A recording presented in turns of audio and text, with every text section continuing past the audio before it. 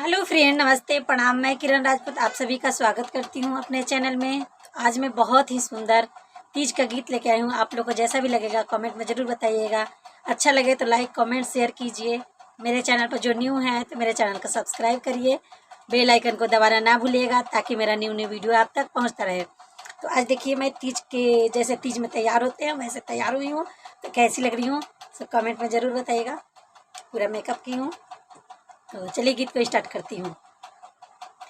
हम तो तीज के बरतिया हर साल करीला। हम तो तीज के बरतिया हर साल करीला।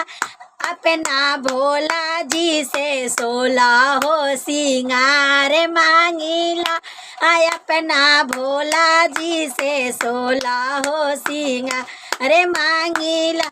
सिंदूरा लाल मांगिला, बिंदिया लाल मांगिला। सिंदूरा लाल मांगिला, बिंदिया लाल मांगिला। अपना भोला जी से 16 हो सिंगार मांगिला। अपना भोला जी से 16 हो सिंगार मांगिला। हम तो तीज के बरतिया हर साल करीला। हम तो तीज के बरतिया हर साल करीला। अपना भोला जी से 16 हो सिंगार मांगिला। अपना भोला जी से 16 हो सिंगार मांगिला। लाले चूड़िया मांगिला, लाले मेहंदी मांगिला।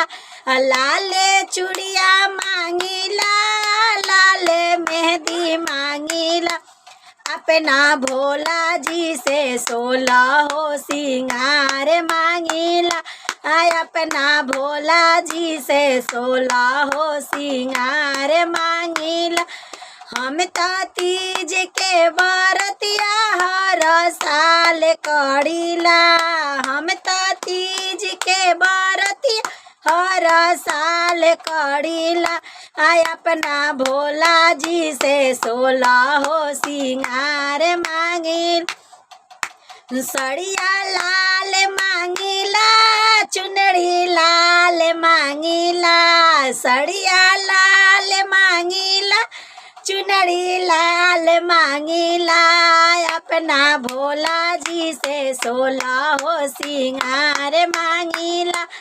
अपना भोला जी से 16 हो सिंगार मांगिला।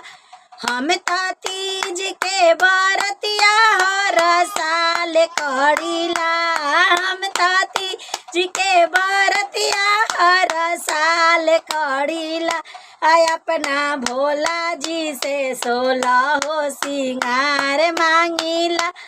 अपना भोला जी से 16 हो सिंगार मांगिला।